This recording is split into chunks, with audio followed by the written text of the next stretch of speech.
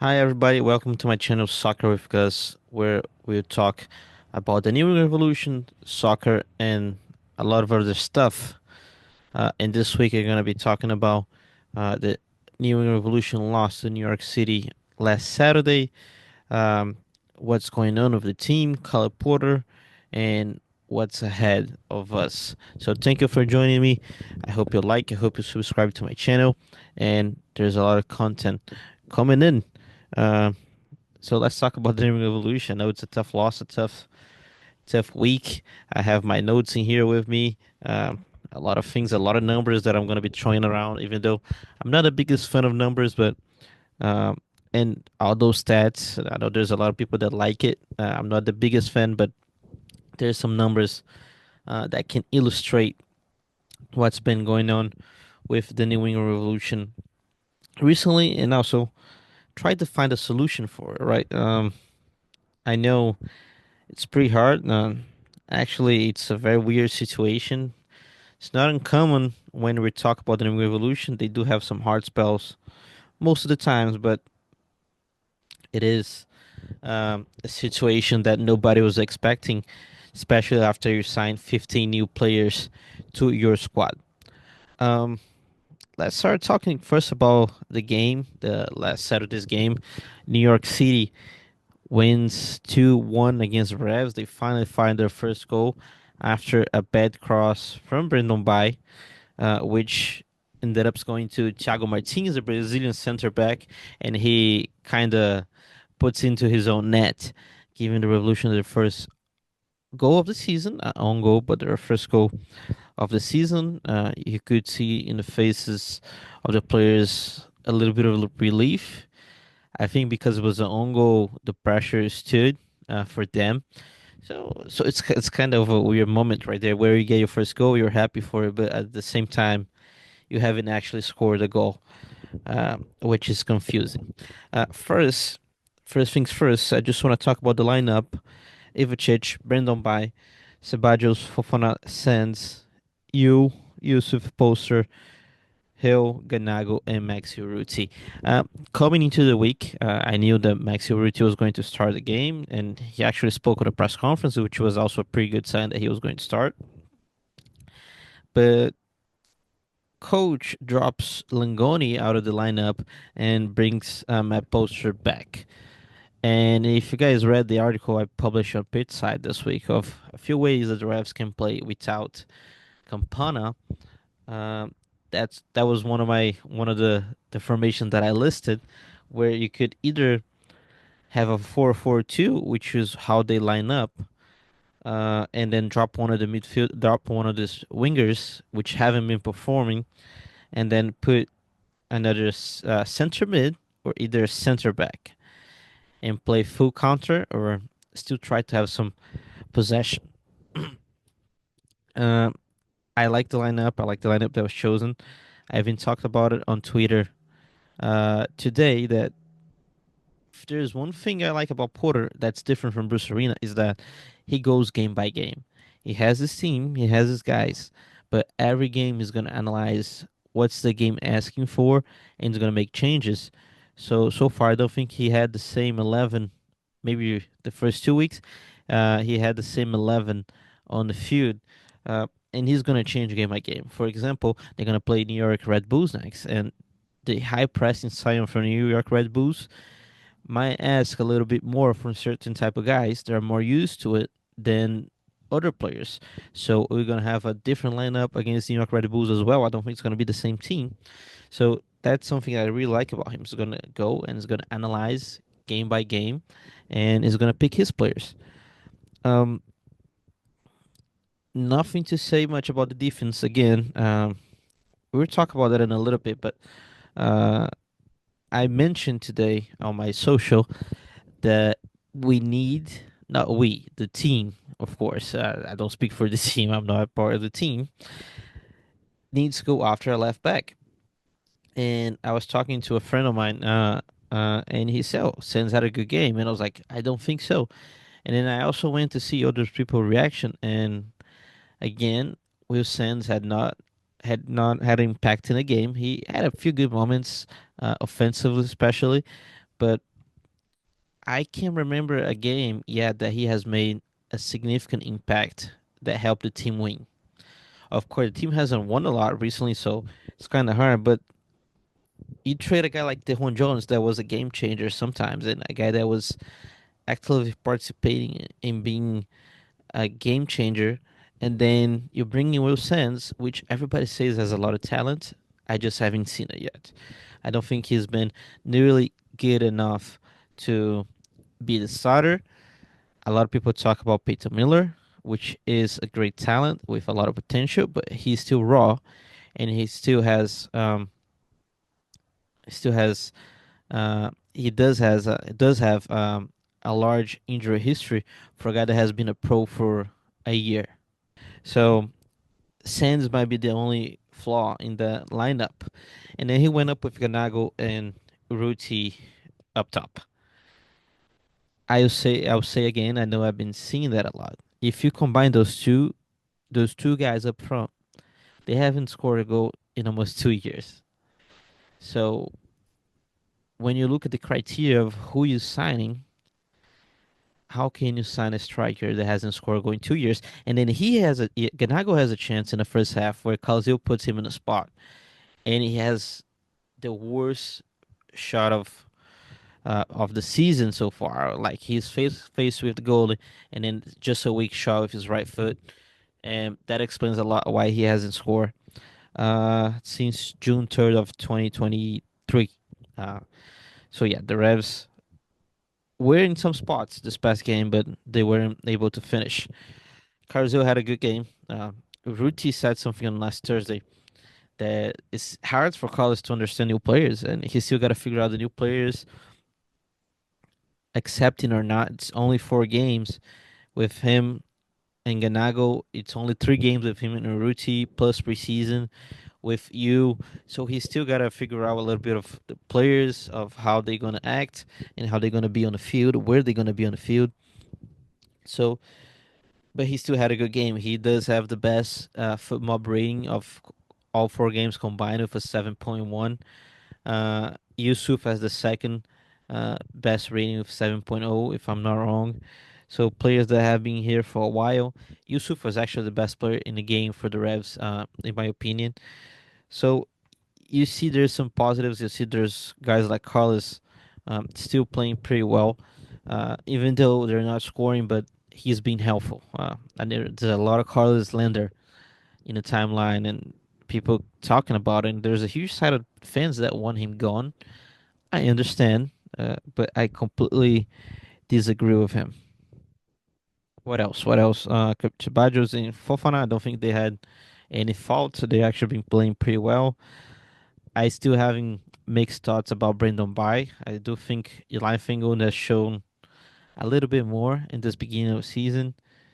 And Eli Fingal comes in the second half as a left back, and actually the team gets better. So that's actually a sign.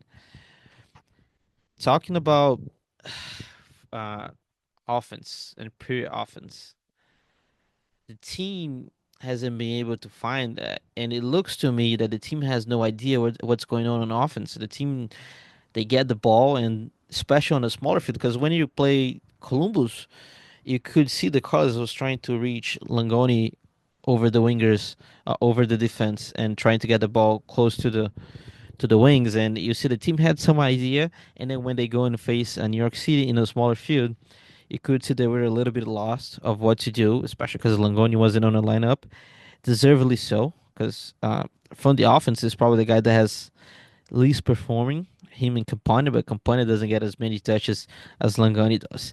And one thing too that I noticed, especially on the Philadelphia game, that Langoni still doesn't know how to position himself when Carlos is around.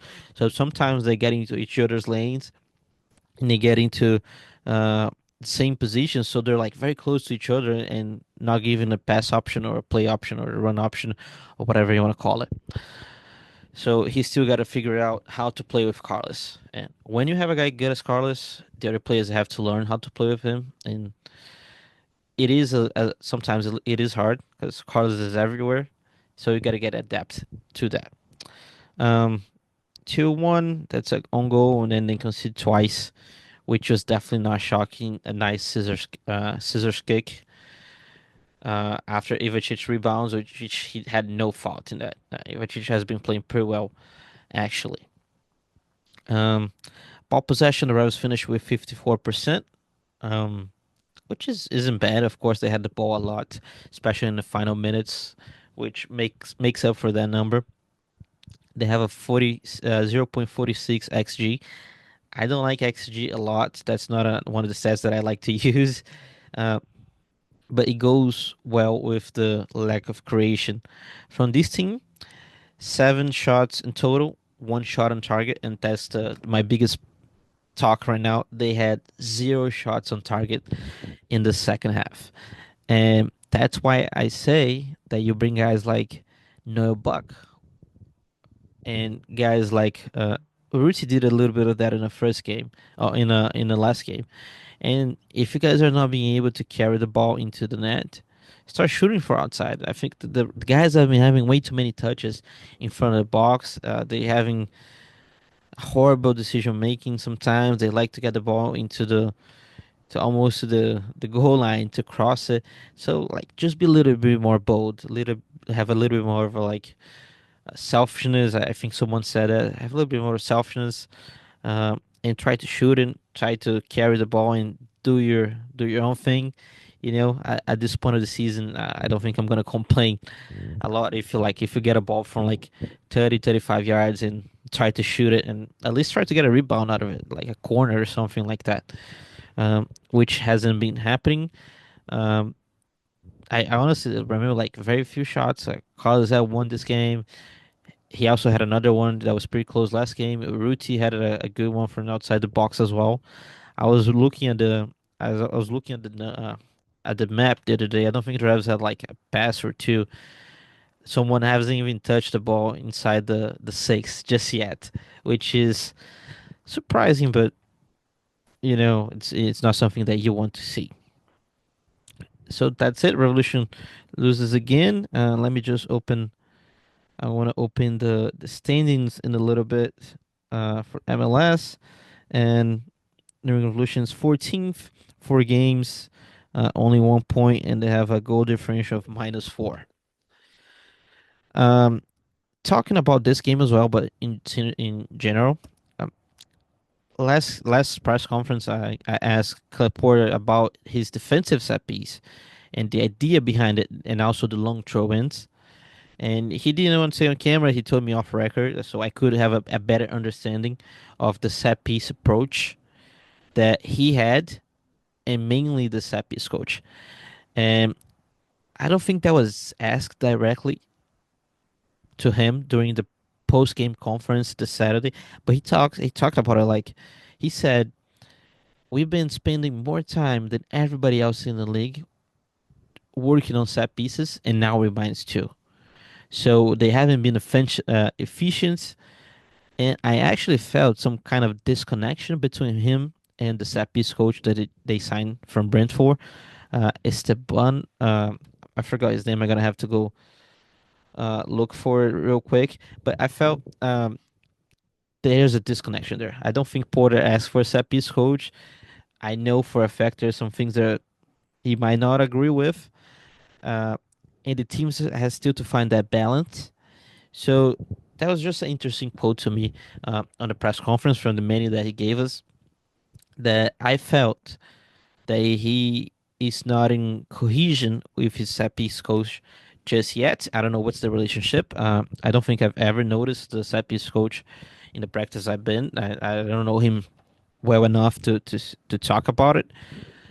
I know it's a very common thing now in Europe to have your own set piece coach. A few teams in Brazil also sign a set piece coach, but that was just an interesting quote to me that caught my attention, where he said that the team has is -2 in set pieces in this season, and they haven't been nearly as effective and efficient so far in the season. About the presser as well, I asked Laporte if he has any concerns about his job security. First, just before I talk about that, all the other press conferences I've been to, especially post games, Caleb is a very talkative guy, and he showed signs of hope that he at least he had hope with quotes like "We are right there," and the things the team is getting close. And he always not a smile, but he never showed any signs of like being beat down. After this Saturday game, he was in a completely different mood. He was very down. He was there, like his face was very upset. He wasn't talking as much as he usually does. So that's also something that caught my attention, right? And then I asked him, Coach, with the expectations, and I think I'm gonna put a video here for you guys to hear, and you guys can hear his answer right now. Coach, good night, Coach. It's an unfortunate result. You clearly seem upset.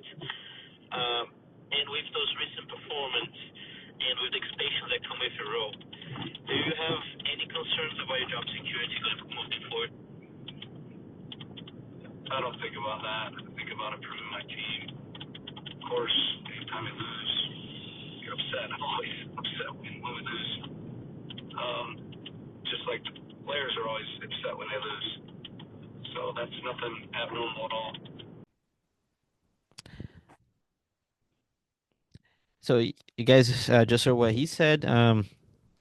He doesn't think about it. He thinks about improving the team, and I'm not gonna get into all the other things that came around the answer, but he is the best corporate guy you have to talk about those things because he's been being a corporate man. I don't think he has shared his feelings just yet. He's been trying to defend the team, defend the players, and also defend his job. I'm gonna talk about his situation, but at some point, I think Curtin Alpha should come out and say, if that's our guy, if that's gonna be our guy for I don't know how many months or to the end of the year, he should get some backing from guys above him. Uh, and already going into his situation, it's 4 games, no wins, no goals scored. I mentioned before I come from a culture where we fire coaches pretty quick. In Brazil, we're probably the league that fire the highest amount of coaches per year per season.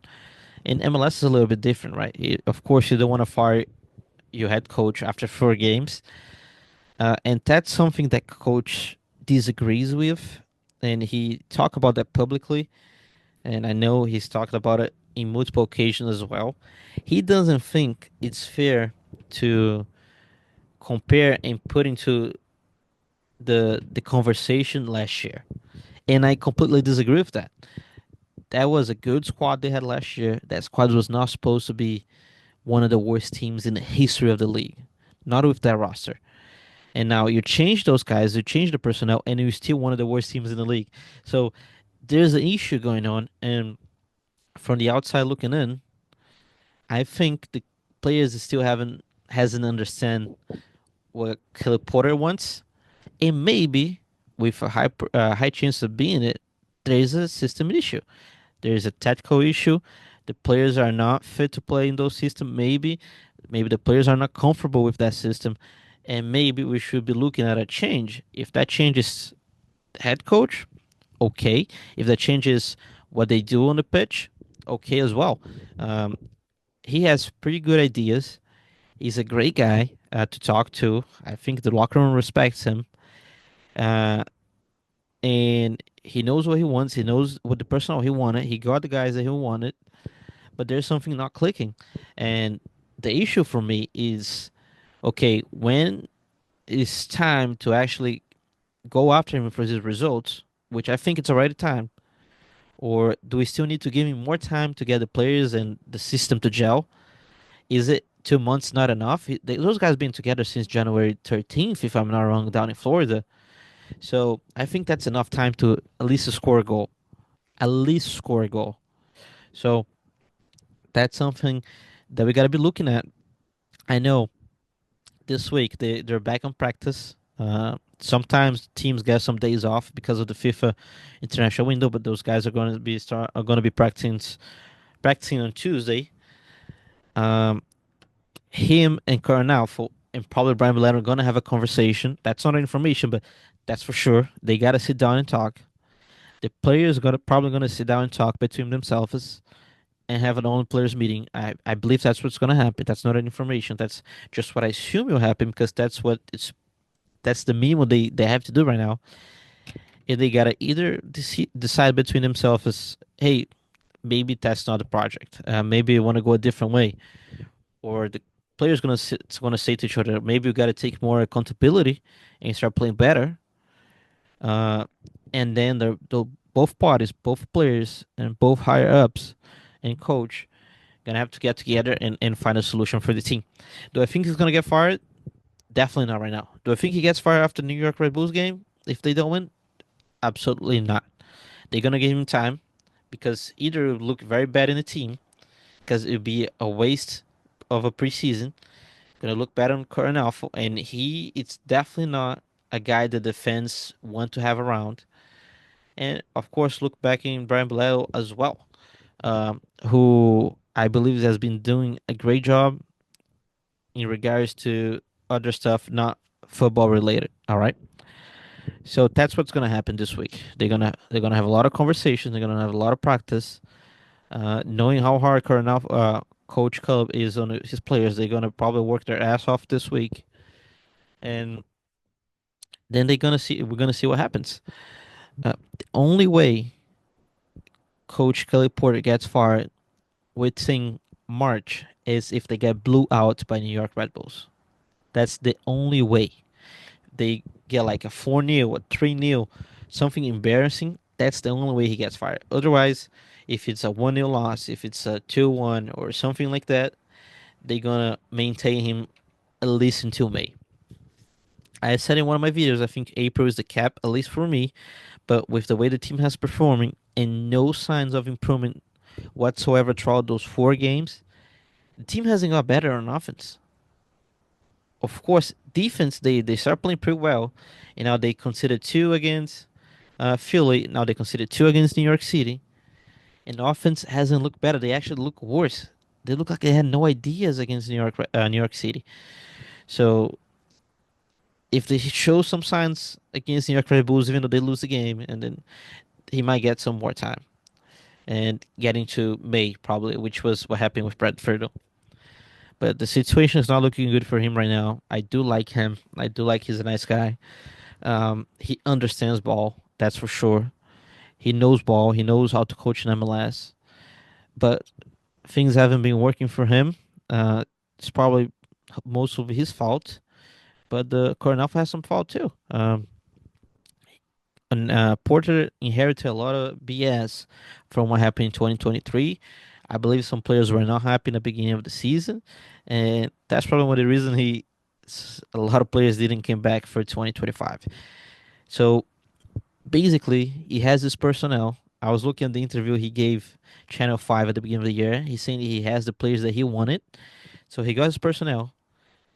He got the guy that he wanted. He has his lineup, his players, and but he hasn't got any results. So it's a tough situation. It's always sad when you got to talk about someone getting fired and his family, but that's the business. They sign up, they sign that contract knowing that's a possibility. Of course, I don't want that to happen. I want the team to win. As a guy who covers the team, I want the team to succeed. Most of my friends are supporters of the team, which I told you guys I'm not. I only support one team and the team only. So I want the team to succeed and I want coach to do well. But unfortunately, he got to do better. The team has to do better. And something that he did pretty well against New York City, which he didn't do the other 3 games, was his post-game conference. He got to start changing some of his words and the way he reads the game. Because when he comes on and says, we were right there against Columbus Crew, like, you're not. We were close to winning the game against Philly. I was like, no, you're not. The team is getting there, getting to the point. No, because we're not seeing no signs of improvement. So before you say there's some signs of improvement, show us first. Stop talking about it on press conference and show us on the pitch. Against New York City, he didn't do that. He said that the team didn't play well, and he said that he said that they were close, but not as close as the other games. But I totally understood what he meant. So by New York City, they're gonna have 2 weeks to practice, get together, solve their difference, and then find a solution improve and show us the improvement. If they don't show us improvement, they're gonna be dealing with the hard questions. They're gonna be dealing with the pressure. They're gonna be dealing with the fans and numbers and all of those stuff. So I don't think he gets fired anytime soon. I don't think he gets fired in March. I don't think he gets fired in April. And when we talk about when he gets fired, no, we got to talk about if the team's gonna show us some improvement first. So those are the things that I want to notice. Um, few improvements that I want to see right away is goal scoring, of course, and crossing. Our crossing has been so bad. I look at a number over here. According to Football, the Revolution had one accurate pass throughout the whole game, which it's equal to 3% total. So 3% of their crossing in this last game actually hit the target. So I did a quick math, and I don't know if that's right or wrong, but that's 33, 34 crosses the whole game. I don't think that's accurate, but so they cross a lot and they miss a lot. Even the own goal, it's a missed cross. It's a back cross by Brandon Bay where he goes literally to the defender's like leg. Like he hasn't hit nobody yet this season. Even him, Will Sands, Fangold, and Carlos Hill with those horrible set pieces at the end. Set piece in crossing has to get better right away. And of course, goal scoring, as I talked about it. So those are the two areas of improvement that I want to see from this team in the game against New York Red Bulls. What else? I talk about this week. I talk about Porter's situation. Um, one thing too, just one real quick before I move on to the next topic that I have on my list. The problem with the firing or no head coach situation for me is that right now we have a couple good opportunities free on the market. And by that I mean Jim Curtin. So how long do you want to see if this thing's gonna work out before you make a move for a guy that's been proving recently that he can be a good fit in a team, especially when he had the last 5 years were pretty good, but they're not spending money down in Philly, and now he's gonna have a team with a lot of money to spend and a good head coach. I'm not saying Porter isn't good. Like I said many times, I think Porter is a good head coach, but his recent history hasn't shown so. So that's the situation. Of course, I want to wait and see if the project is gonna work out because resetting and starting from bottom, it's always harder. But we have a guy like Jim Curtin in the market. We have a guy like Tata Martino in the market. A lot of people saying Rob Valentino, Joe Savaresi, the guy from Vancouver that I forgot his name now. Sartini, Vertini, I forgot his name right now. I apologize. So Curtin Alpha has to be looking at all those options right now. I do not want to be in his shoes because that's a tough job to do. They face the Red Bulls in 2 weeks. That's a tough game. They have a lot of changes in the lineup, but like I said, they have 2 weeks to figure it out. 2 weeks to improve, work, and get better. And honestly, by the end of March, you cannot use the excuse of the team needs to gel. I think it would be a very hard thing to say, and it would be actually a slap in the face of the people that are watching your team, saying that they still need to gel at the end of March, beginning of April, with 2 months of season going on. And the last topic I want to talk about it today is about the transfers and what I would like to see or what's going to happen. Of course, we're still a couple months away from the transfer window, but I saw a few rumors going around today about Carlos Hill possibly moving out to Japan. And I can guarantee you that's a fake rumor. The profile that said that, I'm not even gonna say his name. First, because I can't pronounce it. Second, because it's been famous for making it up a lot of rumors and tagging people, tagging like journalists, um, to try to pass some credibility, which isn't true. Carlos Hill is now moving out to Japan. He does not, to the point I know, he does not want out of New England. He likes New England. He likes Boston. His family likes Boston. That's where he's raising his child. So I know there's a lot of things going around about Carlos if people want him to stay or not. He's going to stay until the end of his contract. At least that's what I know. That's what I've been told. Uh, and honestly, I like that. I like that Carlos wants to stay. Second, Noah Buck, Tommy Quinlan, a friend of mine, reported that the San Jose Earthquakes of Bruce Arena had called um, called the Revs to see about a possible trade regarding Noah Buck. I'm not gonna go into details because that's Tommy's information. So if he wants to share the details, that's on him. Uh, but the price that was asked was over 1 million. There was a there was a price tag, and then they later changed that price tag to over $1 million.